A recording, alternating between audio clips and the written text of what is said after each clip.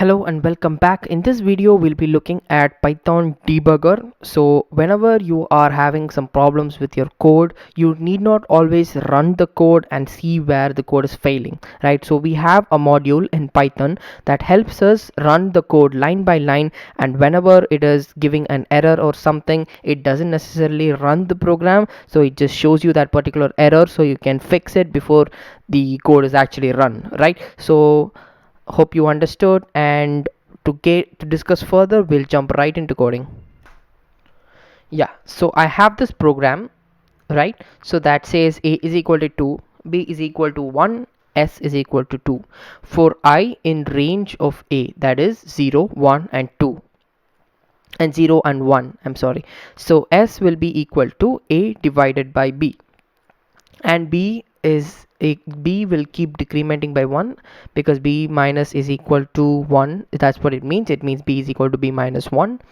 And so obviously the first time when b is equal to 1, this code will run without any issues, but after that we will have a divide by 0 error. So that is why it's mentioned here that this line will raise 0 division error. So with this we will see how to use the debugger to catch this error before running this, right?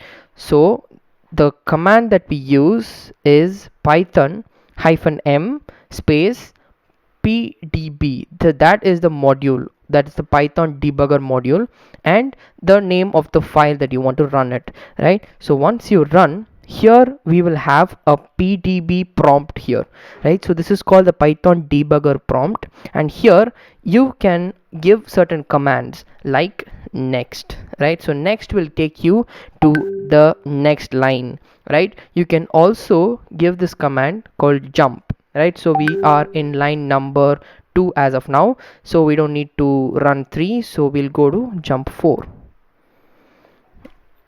Yeah, as you can see, s is equal to 0 is being executed, and that is our fourth line, right? So now again I will execute the next, and next again, next again. Yes, and now okay, b is not defined, so I think we skipped through b, right? So we will execute from start.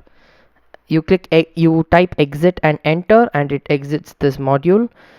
So we will execute all the statements now. Next, next, next, next, next. Yes, so the first iteration is over, so b minus is equal to 1 is done. No errors as of now. Next time when I'm doing it, right, so as you can see, once I go to s plus is equal to a divided by b, I have a 0 division error here, right? So this is how you catch errors and exceptions by running this in the debugger mode or debugger module, right? So this, why is this useful, right?